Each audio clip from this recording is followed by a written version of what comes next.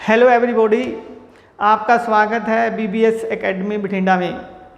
आज से हम आपको इंग्लिश की क्लासेस भी प्रोवाइड कराने जा रहे हैं और हमारा इंग्लिश का जो फर्स्ट टॉपिक है वो है पार्ट्स ऑफ स्पीच। जैसे आपको नज़र आ रहा है बोर्ड के ऊपर। अब ये पार्ट्स ऑफ स्पीच क्या है? पार्ट्स का मीनिंग सबको पता है, यानी कोई भी जो वस्तु है उसके हर किसी के पार्ट्स होते हैं। जैसे कार है उसके भी पार्ट्स है, टीवी है, फ्रिज है, उसके भी पार्ट्स है। क्लियर? तो जब हम किसी चीज़ की नॉलेज लेते हैं सबसे पहले हमें उनके पार्ट्स के नाम आने चाहिए। भाई इस पार्ट्स को ये बोलते हैं, इसको ये बोलते हैं, इसको ये बोलते हैं, ताकि हम जब उसकी डिटेल में जाएं तो हमें पता हो भी ये कौन से वाला पार्ट्स है। मान लो आपने सीखनी है ड्राइविंग, और जो ड्राइविंग सिखाने वाला है अगर आपको सीट पे बिठा के सीधा बोल दे कि एक्सीलेटर दबाइए, क्लच दबाइए, तो उसमें आपको क्या होगा? आप उससे पहले पूछोगे कि पहले ये तो बता भाई क्लच कौन सा है, एक्सीलेटर कौन सा है। ठीक है, कहीं हम मतलब गलत चीज़ ही ना प्रेस कर दें। तो इसलिए सबसे पहले उसके पार्ट्स की नॉलेज होनी ज़रूरी है, उसके जितने पार्ट्स हैं उनके नाम आने ज़रूरी है। तो इसलिए इंग्लिश सीखने से पहले वो किस किस पार्ट से बनी है वो उसके पार्ट्स के नाम हमें आने चाहिए, ताकि मतलब इंग्लिश को समझने में आसानी हो। और जितने भी कंपटीशन के एग्ज़ाम है उसका पूरा सिलेबस हम कवर करेंगे यहाँ पर, एक एक टॉपिक। इंग्लिश तो इंग्लिश ही है, चाहे वो बैंकिंग में आए, एसएससी में आए, पंजाब गवर्नमेंट के एग्ज़ाम में आए। ठीक है, इंग्लिश तो बदलने वाली नहीं है। कोई ज़्यादा पूछ लेता है, कोई कम पूछ लेता है, इंग्लिश तो इंग्लिश ही है। इसके रूल नहीं बदलेंगे, जो इसके पार्ट्स के नेम हैं वो भी नहीं बदलेंगे। तो इसलिए हम आज का टॉपिक शुरू करते हैं पार्ट्स ऑफ स्पीच। और जो इंग्लिश के पार्ट्स है वो है 8। ये आपके सामने लिखे हैं: noun, pronoun, verb, adjective, adverb, conjunction, preposition, interjection. Okay, तो अब जैसे मैं यहाँ पे एक सेंटेंस लिखने जा रहा हूँ। ये एक सेंटेंस है। This sentence is made of 9 words. 9 शब्दों का बना एक सेंटेंस है। अब मैं आपसे एक क्वेश्चन पूछता हूँ कि मुझे ये जो 9 वर्ड हैं इनमें से एडजेक्टिव बताइए कौन सा है। आप नहीं बता पाओगे। क्यों? क्योंकि पहले हमें ये पता होना चाहिए कि एडजेक्टिव होता क्या है। क्लियर? अगर मैं पूछूं इसमें से बताओ कंजंक्शन कौन सा है, तो उसके लिए हमें कंजंक्शन का पता होना ज़रूरी है। अगर मैं पूछूं इसमें से एडवर्ब बताओ, तो आपको एडवर्ब का पता होना ज़रूरी है। अब हम 1 बाय 1 इनका मीनिंग जानेंगे, इनकी डेफिनेशन जानेंगे और इनको पहचानना भी जानेंगे भी सेंटेंस के अंदर नाउन कौन सा है, प्रोनाउन कौन सा है। ठीक है, इसलिए हम इनकी 1 बाय 1 नॉलेज गेन करेंगे अभी। तो पहला पार्ट ऑफ स्पीच है नाउन। नाउन का 80% स्टूडेंट क्या मीनिंग बताते हैं कि नेम ऑफ पर्सन, प्लेस और थिंग। ठीक है, यहीं पे रुक जाते हैं, परंतु नाउन की ये डेफिनेशन सही नहीं है। नाउन का सिंपल सा मीनिंग है नेम। नाउन मतलब नेम। अब जो नेम है, अब ये तो है नहीं कि नेम सिर्फ पर्सन का होता है, प्लेस का होता है, थिंग का होता है। ठीक है, मतलब दुनिया के अंदर जो भी चीज़ मौजूद है उसका जो नाम है वह नाउन ही होता है। अब देखिए इसका मीनिंग कंप्लीट ये है: name of any person, any place, anything, any animal,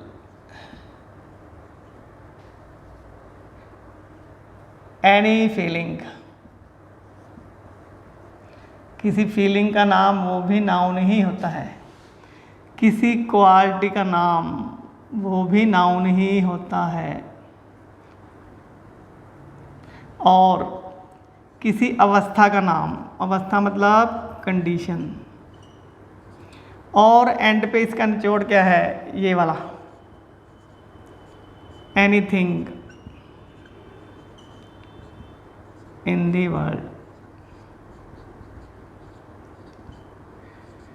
यानी दुनिया के अंदर जो भी मौजूद है, चाहे वो कुछ भी है, उसका हमने नाम रखा हुआ है और वही नाउन होता है। चाहे वो चीज़ लिविंग है, चाहे नॉन लिविंग है, चाहे विजिबल है, चाहे नॉन विजिबल है। जैसे हवा, हवा ठीक है, चाहे हमें नज़र नहीं आती, उसको छू नहीं सकते, फिर भी ये कोई चीज़ है जिसका हमने नाम रखा हुआ है विंड, तो विंड भी नाउन ही है।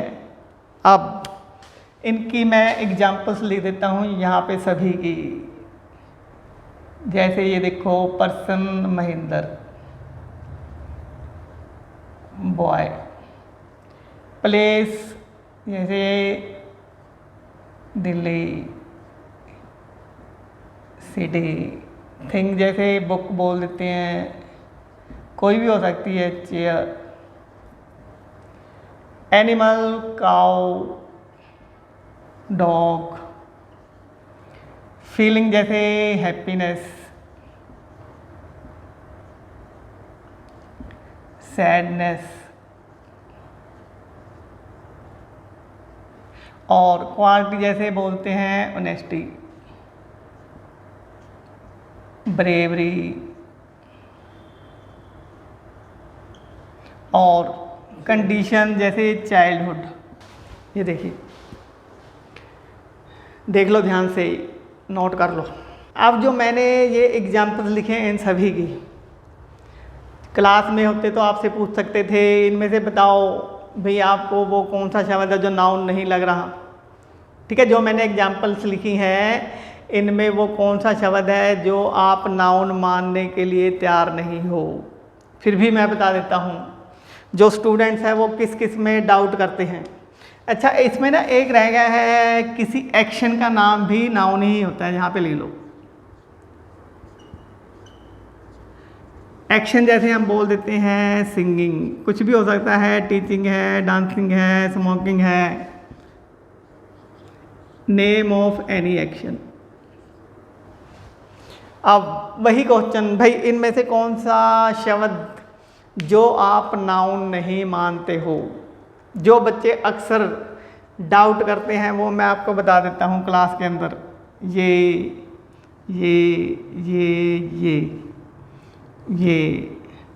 और कुछ थोड़ी सी संख्या इसको भी नाउन नहीं मानते हैं।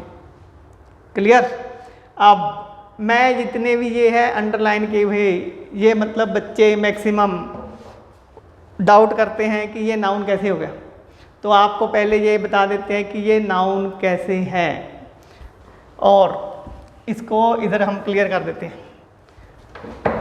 बॉय का अभी आपको बाद में पता चलेगा, पहले हम आते हैं हैप्पीनेस और सैडनेस। बच्चों से पूछा जाता है कि अगर आप नाउन नहीं मानते तो इनको क्या मानते हो, वो कहते हैं ये तो मतलब उदासी होगी, ये तो किसी की विशेषता है, वो इसको एडजेक्टिव मानते हैं। अब देखिए मैं यहाँ पे दो सेंटेंस लिखूँगा ऐसे ही, ही इज़ सैड,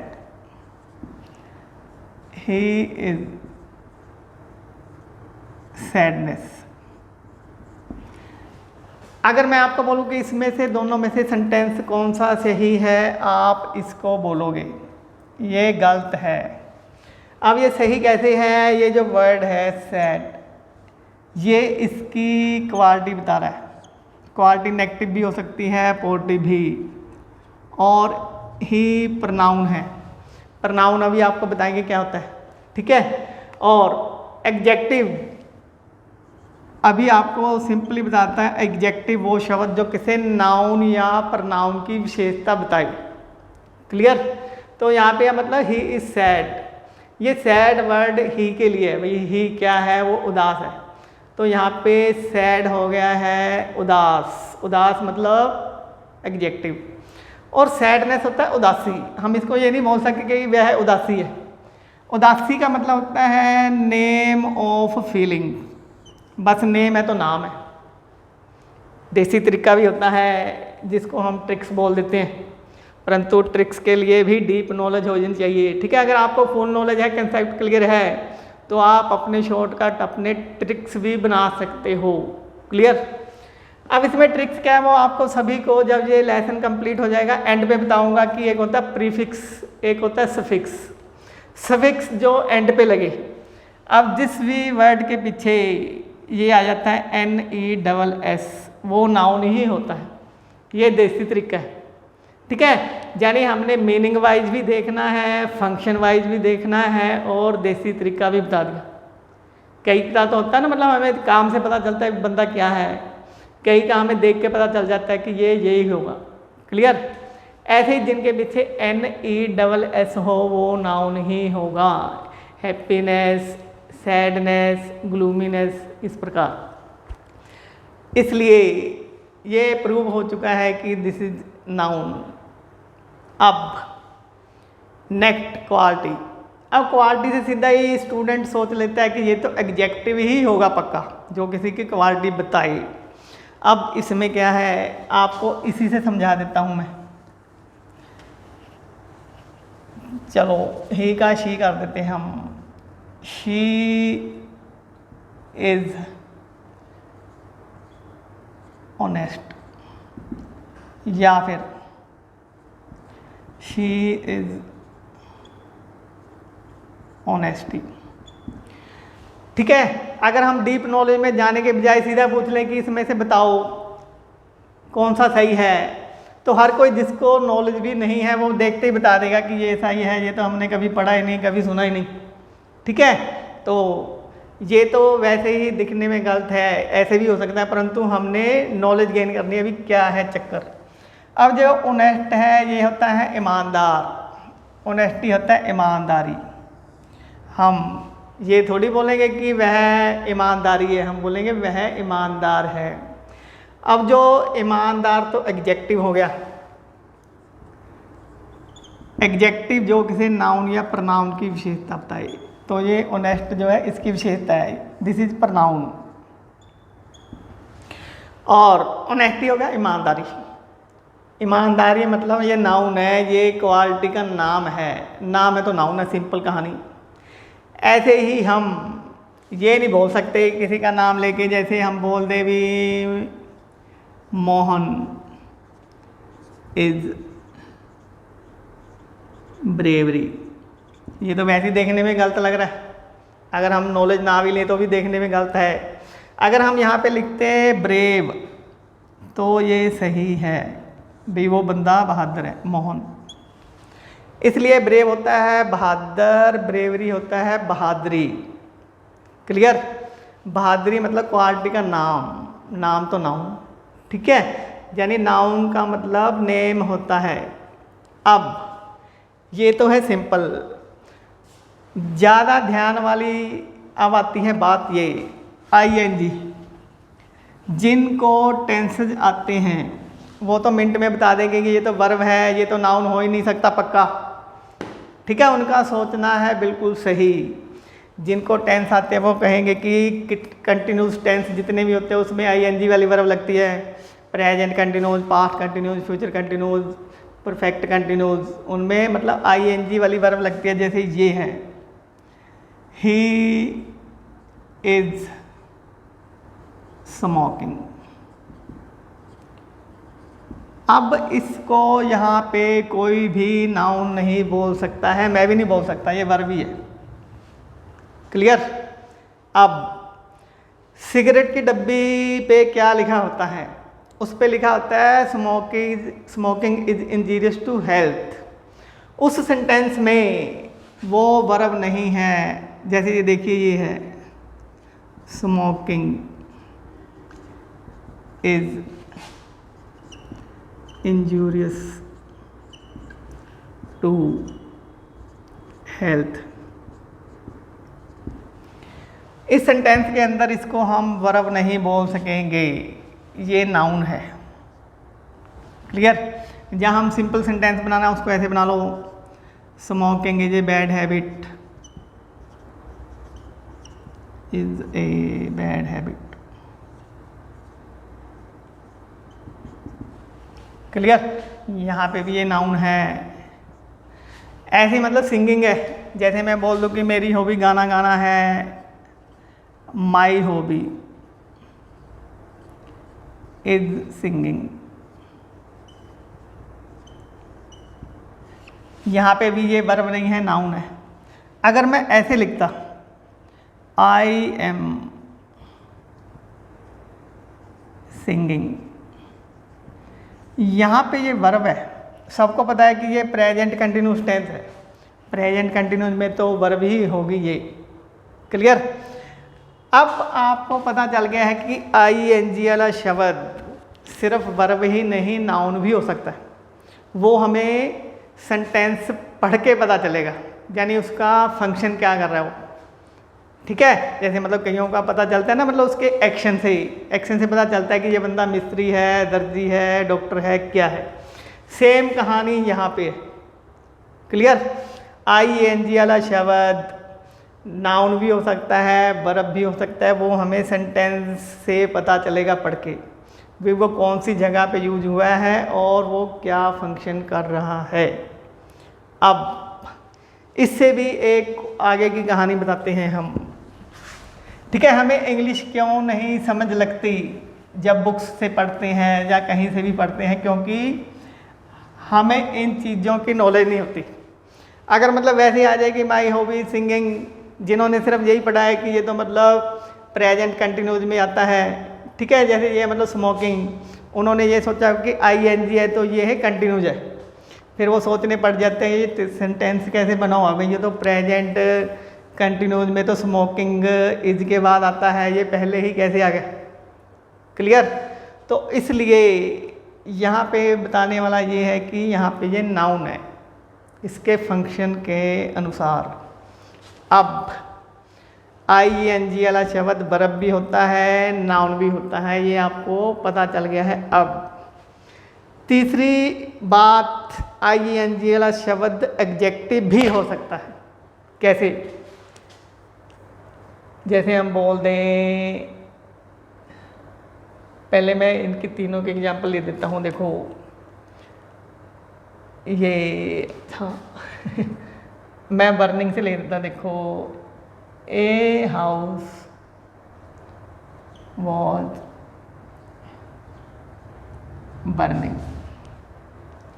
अब भी हमें पता है ये वर्ब है।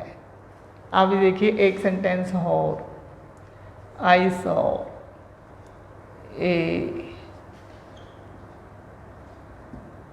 Burning house. मैंने एक जलता हुआ मकान देखा। जलता हुआ मतलब इसकी विशेषता, और ये है नाउन। जो नाउन पर नाउन की विशेषता बताए वो होता है एडजेक्टिव। यहाँ पे बर्निंग जो है, ठीक है, वर्ब है, यहाँ पे एडजेक्टिव है। अब देखिए तीसरा सेंटेंस हो, I saw the burning of a house. अब इसका मतलब क्या है कि मैंने एक मकान का जलना देखा। जलना मतलब ये एक्शन का नाम हो गया है, इसलिए ये नाउन है। ठीक है, मतलब एक ही वर्ड से मैंने तीनों ये आपको क्लियर कर दिए। अब देखिए जैसे मतलब सिंगिंग पे आ जाओ वापस। सिंगिंग यहाँ वर्ब है, यहाँ नाउन है। अब एक सेंटेंस और देखो, she is A singing star. अब यहाँ पे सिंगिंग क्या है? The quality of this noun, therefore it's an adjective. जो नाउन प्रनाउन की विशेषता बताए वो एडजेक्टिव होता है। तो यहाँ पे हमें पता चल गया कि ING वाला शब्द सिर्फ वर्ब ही नहीं, नाउन भी हो सकता है, एडजेक्टिव भी हो सकता है। क्लियर। अब एक बात और, फिर हम इसी टॉपिक पे आएंगे वापस। अब देखो, अब मैंने बोला कि ING वाला शब्द एडजेक्टिव भी हो सकता है। अब जो वर्ब की थर्ड फॉर्म होती है, जैसे वो नाउन, वैसे वो नाउन से रिलेटेड नहीं है, परंतु यहाँ पे बताना जरूरी है। वर्ब की थर्ड फॉर्म वो भी एडजेक्टिव हो सकती है। क्लियर। वो देख लो पहले आप।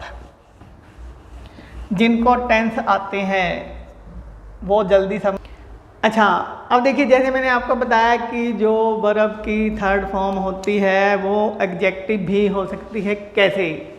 एक सिंपल एग्जांपल देखिए, ही हैज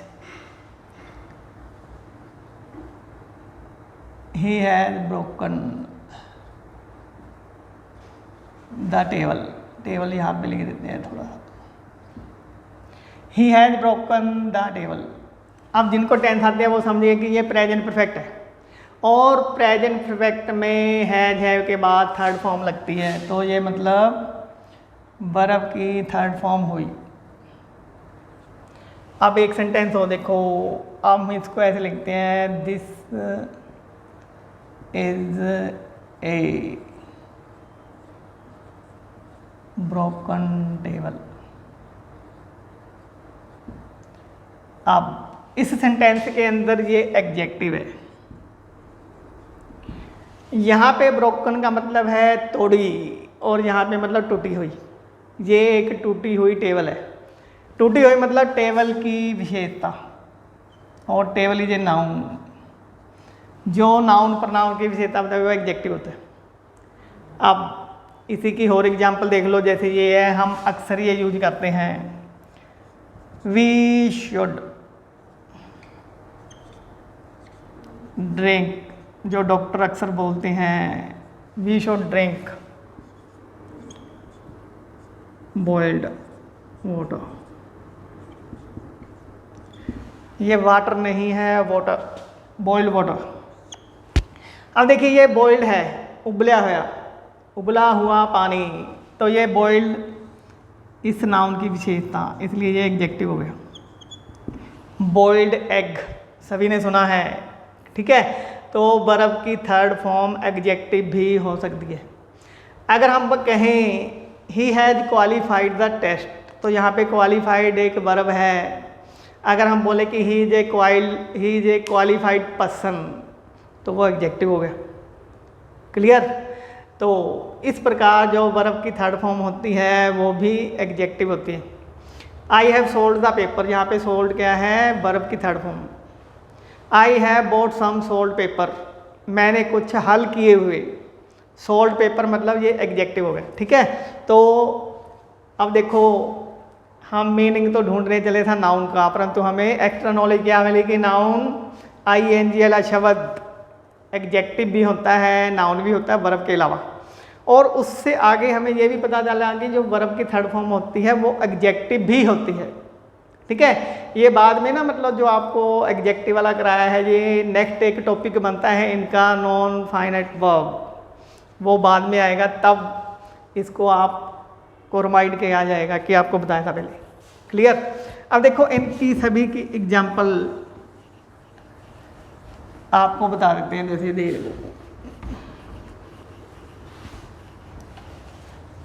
अगर हम ऐसे लिखें, अब इसकी सबकी समरी है जो हमने अभी सीखा। वाटर इज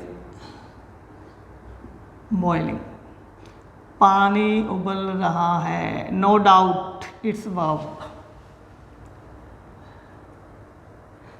ठीक है। अब बॉइलिंग नाउन कैसे होगा?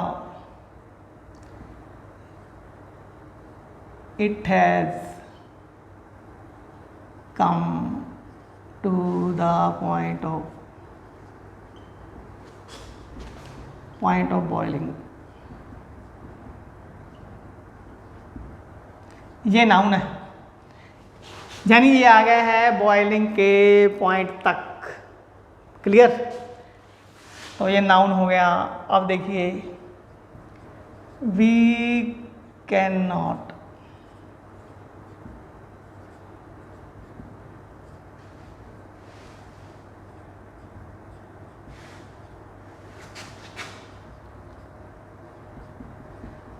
अब इसका मतलब क्या है कि हम उबलता पानी नहीं पी सकते।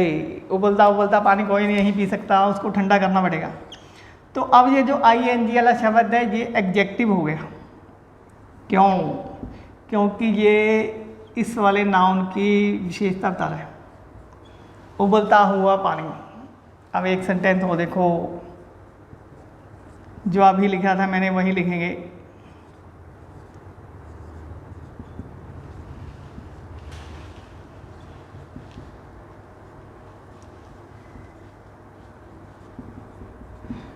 अब यहाँ पे इसका मतलब है कि हमें उबला हुआ पानी पीना चाहिए, मतलब उबाल के ठंडा किया हुआ। तो ये इसके लिए है नाउन, जो नाउन की विशेषता बताई एग्जेक्टिव। आपको अभी बताया था ना, जो वर्ब की थर्ड फॉर्म होती है वो भी एग्जेक्टिव हो सकता है। तो ये मैंने एक ही वर्ड से आपको क्लियर कर दिए सारे। अगर हम ऐसे लिखते I have boiled the water,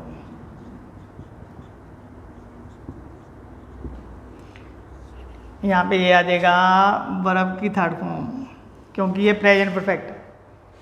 आपके मन में क्वेश्चन होगा कि यहाँ पे क्यों दा लगाया है, बाकी सभी में नहीं लगाया। ये आपको क्लियर होगा जब हम करेंगे आर्टिकल। क्लियर? तो ये तो हो गया है नाउन के जो मतलब डाउट थे भी, ये शब्द कैसे कैसे नाउन बन गए, तो उनके लिए।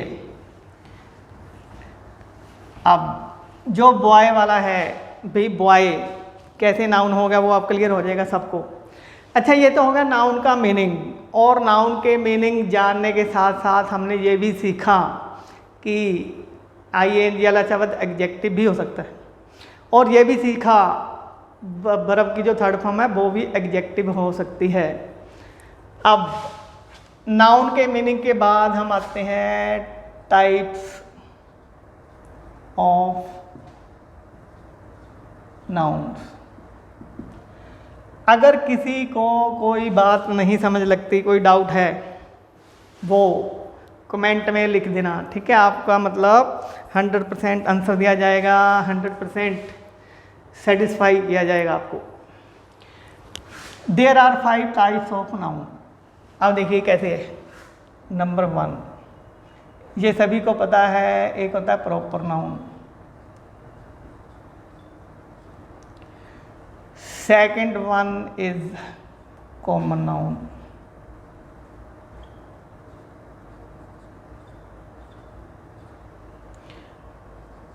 Third abstract noun।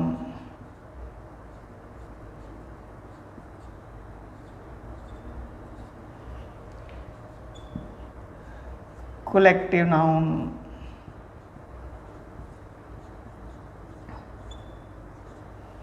और एंड पे है मटेरियल नाउन। अच्छा देखिए, इनको समझाने से पहले अगर आपने ये धारणा बनाई हुई है कि इज़-एम-आर वाज वर्ब के बाद अगर ING वाला शब्द आ जाए तो वो वर्ब ही होता है, ठीक है, ऐसा ही होता है, परंतु कई बार वो एग्जेक्टिव मतलब वर्ब नहीं होता। जैसे ये देखिए, अगर हम ऐसे लिखें दे आर सिंगिंग, यहाँ पे आपका फार्मूला काम कर देगा कि ING इज़-एम-आर, ठीक है, इज़-एम-आर वाज वर्ब के बाद अगर ING है तो वो वर्ब ही है। यहाँ पे आपका फार्मूला बिल्कुल सही है। अब मैं इसी को लिखूँगा ऐसे, दे आर सिंगिंग बर्ड्स। अब ये वर्ब नहीं है, ये एग्जेक्टिव है। दिस इज एग्जेक्टिव, क्योंकि इस नाउन के लिए है, यानी ये गाने वाले पक्षी है, ठीक है। ये प्रेजेंट कंटिन्यूस नहीं है क्योंकि यहाँ पे कोई एक्शन नहीं हो रहा है। क्लियर? यहाँ पे तो सिर्फ पक्षी बताया है कौन से है, ये सिंगिंग वर्ड है। क्लियर? हम देखो ये है, अगर हम ऐसे लिखें she is washing her clothes, ठीक है, वर्ब है no doubt. This is a, हम ऐसे लिखते हैं दिस इज वॉशिंग पाउडर।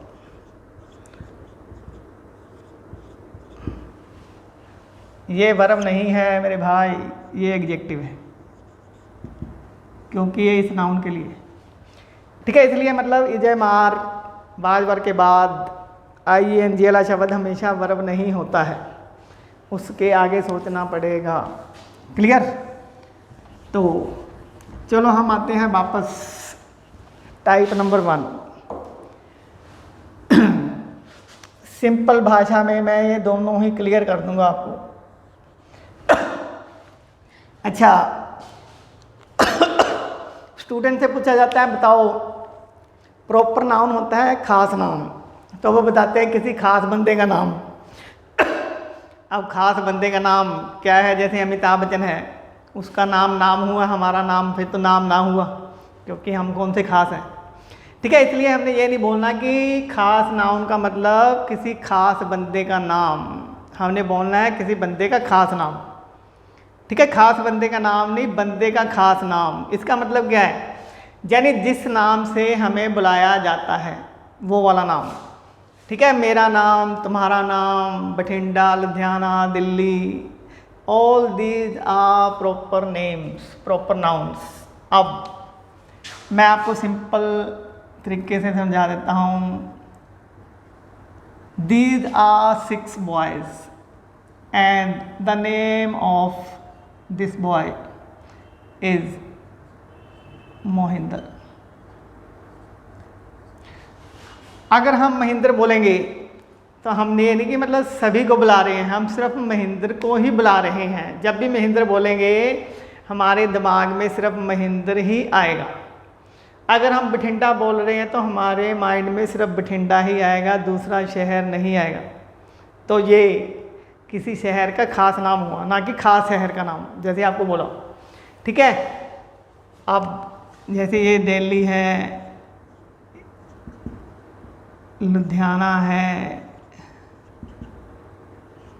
मेरा नाम, तुम्हारा नाम, ठीक है, ये है। तो ये हुए प्रॉपर नाम। प्रॉपर मतलब जो किसी एक प्रॉपर व्यक्ति, एक प्रॉपर जगह, एक प्रॉपर वस्तु को लिए बरता जाए, प्रयोग हो। ठीक है, यानी वो नाम जिस नाम से हमें जाना जाता है वो होता है प्रॉपर नाउन। या फिर प्रॉपर नाम सिर्फ उसी के लिए ही बरता जाता है जिसका वो है। हम हर किसी को महेंद्र नहीं बोल सकते, हर शहर को दिल्ली नहीं बोल सकते, हर विलेज को हम गुनियाना नहीं बोल सकते, हर नदी को गंगा नहीं बोल सकते।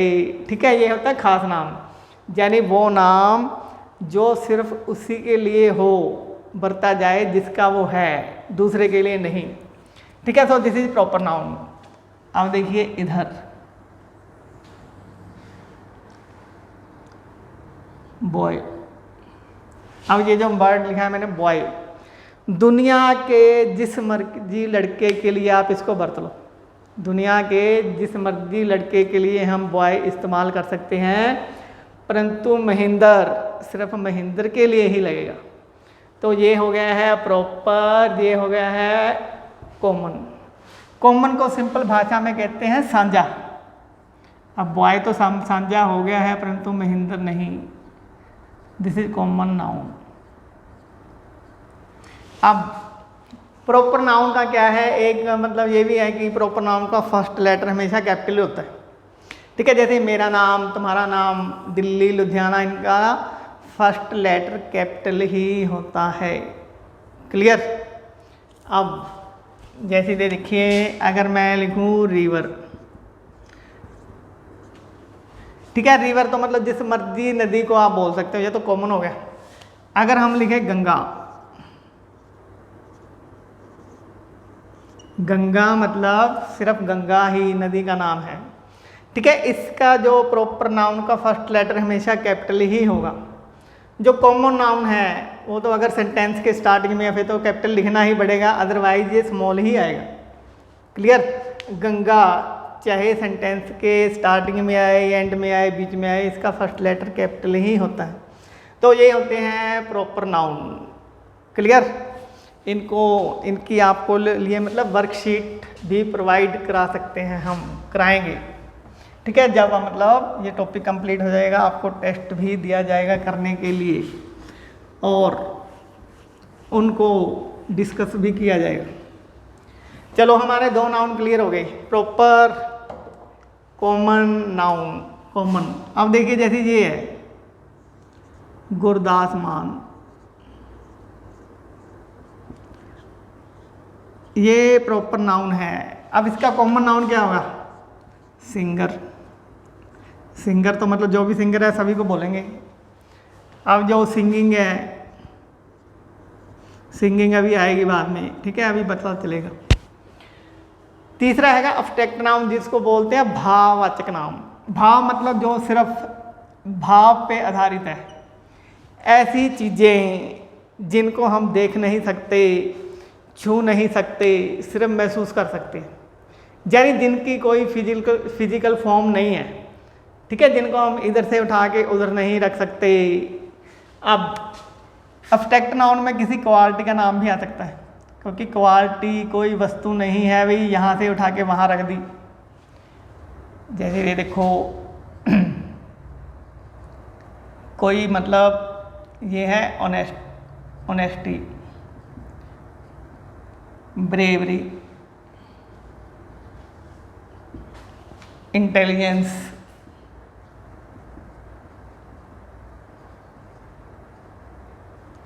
नॉलेज, जितनी मर्जी लगा लो, ठीक है। और ये जितनी भी क्वालिटी हैं ये बाज़ार में नहीं मिलती, ये सिर्फ एक भाव है भाई, ऑनेस्टी इसको बोलते हैं। अगर कोई बंदा बेईमान है उसको हम ये नहीं बोल सकते ले तू ऑनेस्टी खा ले आधा किलो, ठीक है, ये कौन सी बाज़ार से मिलेगी, ठीक है। तो ना ही इसका कोई रूप है, ना ही इसकी कोई शेप है, ना इसको तोल सकते हैं, ना गिन सकते हैं, ठीक है, ये सिर्फ हवा में है, सिर्फ आइडिया है। तो इसलिए ये अब्स्ट्रैक्ट नाउन की कैटेगरी में आते हैं। फीलिंग्स,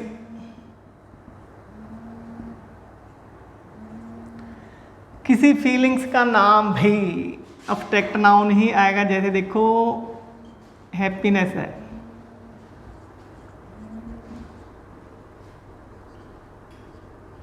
सैडनेस है। अब कोई बंदा उदास है, उसको हम ये नहीं बोल सकते ले तू आधा किलो हैप्पीनेस खा ले खुश हो जाएगा, ठीक है, क्योंकि ये सिर्फ आइडियाज है भी। हैप्पीनेस ये होता है, सैडनेस ये होती है, कामनेस ये होता है, प्रोस्पेरिटी ये होती है, ठीक है। तो ये भी अब्स्ट्रैक्ट नाउन की कैटेगरी में ही आएंगे। किसी एक्शन का नाम,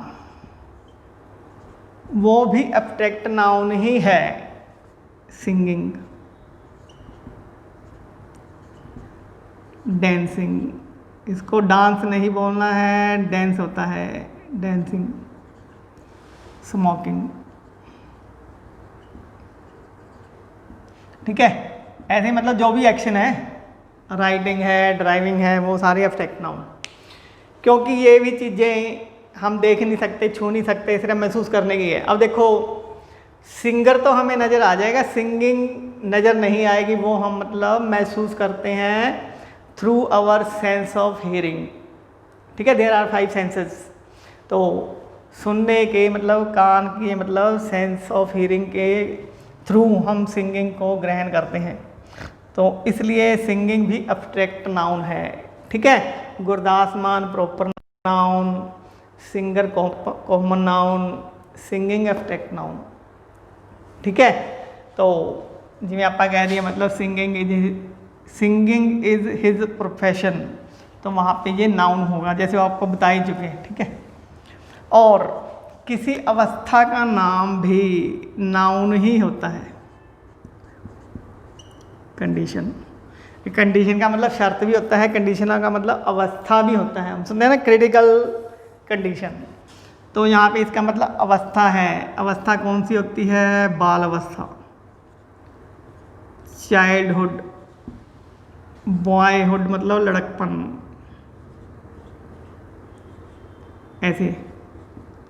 देसी तरीका भी है, जिनके पीछे हुड लगा हो वो नाउन ही होता है। तो ये सारे मतलब इस कैटेगरी में आते हैं, अब्स्ट्रैक्ट नाउन की कैटेगरी में। वी कैन नॉट सी और touch them, we can only feel them because they are not present in physical form. Clear? We can not count them, we can not weigh them, weigh मतलब तोलना, हम इनको तोल नहीं सकते। Clear? तो जितनी भी ये अब्स्ट्रैक्ट नाउन होते हैं ये होते हैं अनकाउंटेबल, जिनको गिन नहीं सकते। और जो अनकाउंटेबल नाउन होता है उसका प्लूरल नहीं होगा, अगर प्लूरल होगा उसका मीनिंग कुछ और होगा। अब we come to type number 4, that is collective, जिसको हिंदी पंजाबी में कहा जाता है इकट्ठवाचक, समूहवाचक।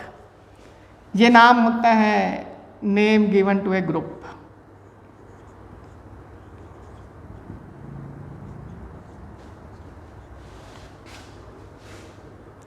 Name given to a group. अब ये ग्रुप जो है पर्सन्स का भी हो सकता है, थिंग्स का भी हो सकता है, ठीक है। यानी कोई इकट्ठे हैं, चाहे वो वस्तु है पर चाहे पर्सन्स है, उस ग्रुप को हम जो नाम दे देते हैं वो बन जाता है कलेक्टिव नाउन। बहुत ही सिंपल एग्जांपल, आप सभी हो स्टूडेंट्स, परंतु जब आप इकट्ठे हो जाते हो तो बन जाती है क्लास। तो कलेक्टिव नाउन की कुछ एग्जांपल्स जैसे क्लास है। प्लेयर इकट्ठे होके बन जाते हैं team, team also collective noun. फौजी लोग इकट्ठे होके बन जाते हैं आर्मी, आर्मी कलेक्टिव नाउन। मंत्रियों के समूह को बोला जाता है कैबिनेट। जजों के समूह को बोला जाता है ज्यूरी। पशुओं के समूह को बोला जाता है कैटल, ठीक है। जो पक्षी वगैरह होते हैं उनके समूह को बोला जाता है पोल्ट्री। कीड़े मकोड़े जो होते हैं उनको बोला जाता है ग्रुप को वर्मिन। कमेटी है, ठीक है। मॉब, मॉब का मतलब भीड़, गुस्से वाली भीड़, क्राउड, ठीक है। बहुत हैं, ये कुछ एग्जाम्पल है कलेक्टिव नाउन की। क्लियर। तो कलेक्टिव नाउन के बाद आता है मटीरियल नाउन। मटीरियल नाउन अपने नाम से ही क्लियर है, name of any material, name of any material.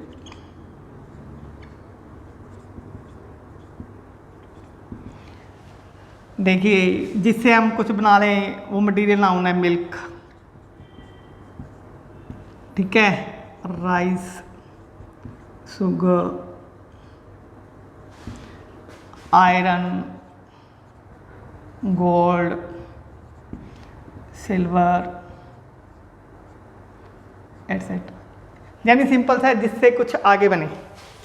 कहीं कहीं मतलब जो है गोल्ड प्रॉपर नाउन मान लिया जाता है, परंतु हमने इतनी डीप नहीं जाना है, ठीक है। We are not to become a grammarian, ठीक है। हमें उतना ही सीखना है जितना हमारे काम का है, ठीक है। तो मतलब अलग अलग बुक्स में आपको कहीं पे कुछ मिल जाएगा, कहीं पे कुछ मिल जाएगा, कंट्राडिक्टरी स्टेटमेंट्स भी आ जाती हैं, ठीक है।